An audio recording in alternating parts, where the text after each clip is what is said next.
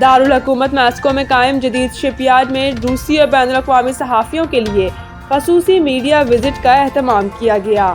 اس دورے کا مقصد دارالحکومت میں ماحول دوست دریائی ٹرانسپورٹ کے منصوبے سے میڈیا کو براہ راست آگاہ کرنا تھا۔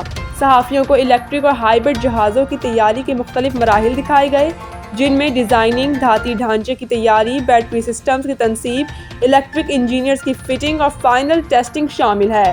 میڈیا نمائندوں نے شپ یارڈ کے پروڈکشن یونٹس اور ورکشاپس کا بھی تفصیلی مشاہدہ کیا۔ شپ یارڈ میں جہازوں کے مختلف ماڈل بھی رکھے گئے ہیں۔ اس کے علاوہ شپ یارڈ کا خوبصورت ماڈل بھی بنایا گیا ہے۔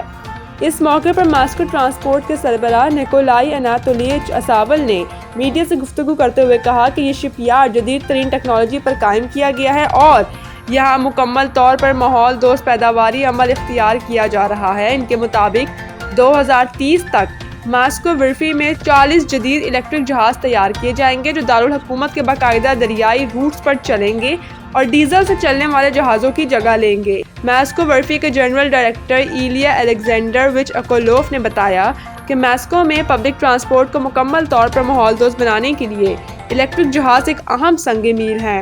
ان کا کہنا تھا کہ مستقبل میں شہری الیکٹرو بس، میٹرو اور الیکٹرک دریائی جہاز ایک ہی مربوط ٹرانسپورٹ سسٹم کا حصہ ہوں گے، جس میں شہریوں کو آرام دہ، محفوظ اور پائیدار سفری سہولیات میسر آئیں گی۔